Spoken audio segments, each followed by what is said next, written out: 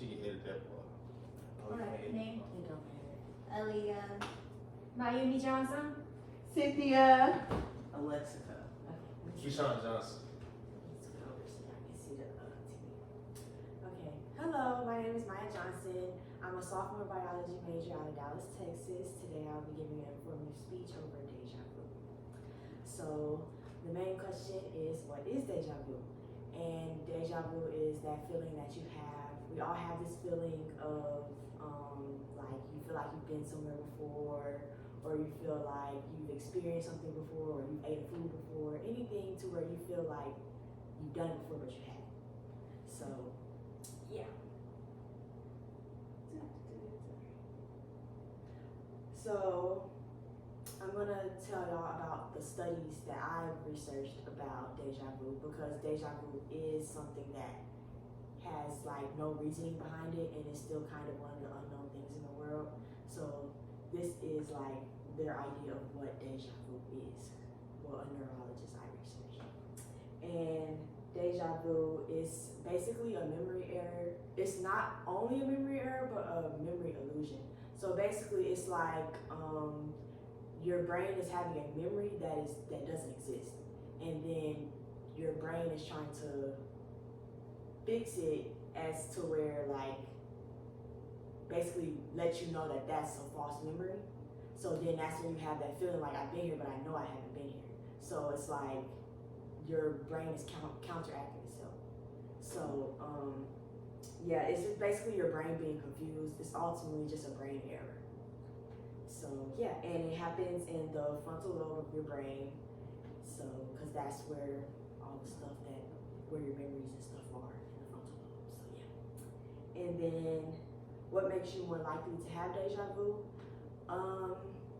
Stress and fatigue are some of the main reasons. Like somebody who isn't as stressed, like a child or something, probably isn't gonna have deja vu compared to like a parent, just because like more of the stress and fatigue, your brain has more activity. So due to the more activity, your brain is kind of losing the ability to regulate itself versus somebody who doesn't have so much going on in their brain.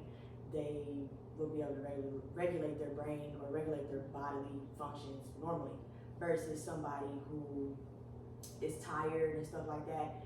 That's why, like, you know, everything in your body kind of just shuts down when you get tired. So it makes your brain more likely to have errors. Another thing that makes you more likely to experience deja vu is dopamine levels. Dopamine is known as the happy hormone. I'm pretty sure you don't know that then. Now you know. It's just a happy hormone. It kind of gives you the feeling of satisfaction, pleasure, whatever that makes you happy or makes you want to do something again is the dopamine hormone, and that is in your frontal lobe as well. That's where most of dopamine takes its action, in the frontal lobe.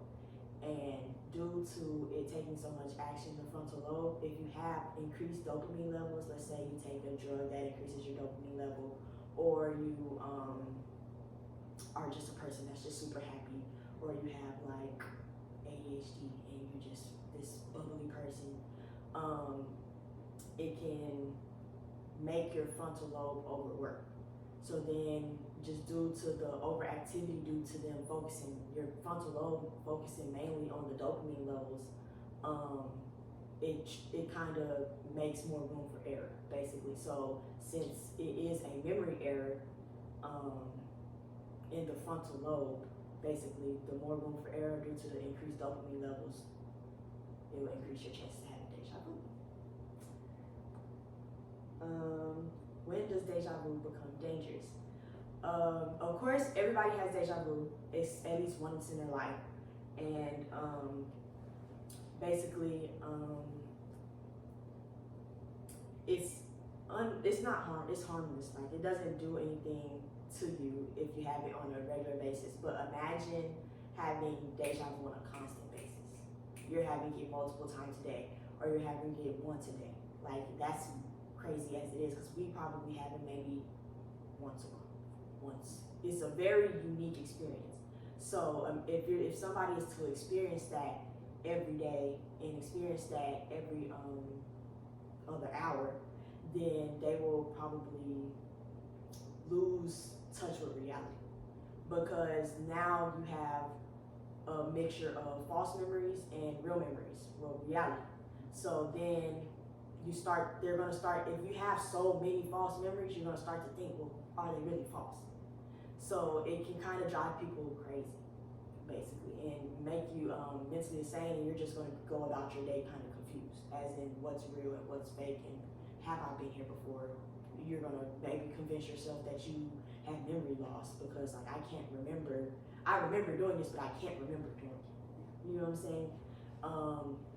So yeah, that's really one of the things. And then also it can become dangerous, because if you're having this constant thing of deja vu, it could probably be symptoms of frontal lobe damage in your brain, just because that's simply where it comes from. And also overworking your frontal lobe brain, because now your memories are all over the place, and that's what your frontal lobe works on, aside from many other things that it does. So now it no longer has space and time to worry about the other bodily functions that it has to take care of, and is worried about these memories. Where are these memories come from, this, that. So now your whole frontal lobe is just out of whack. Doesn't know what's real, what's fake, and I forgot about my other task I have to do. So that's basically how it can become dangerous.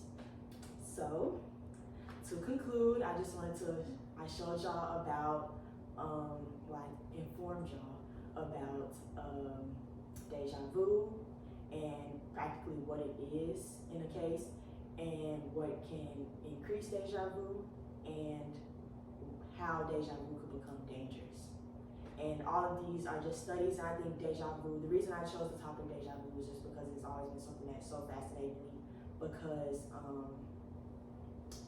it's just a very interesting topic, and a lot of scientists have went down rabbit holes of trying to figure out what it is and why, well, not even what it is, because they figured out what it is, kind of.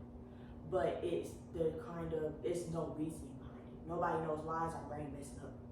Basically, like why are we having these errors, memory errors? Why are we having these memory problems?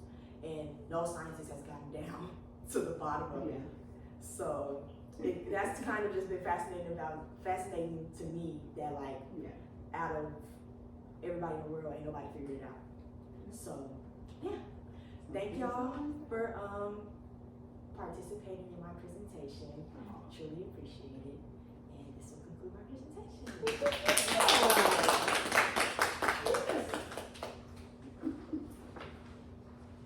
Hopefully that was right. What I do?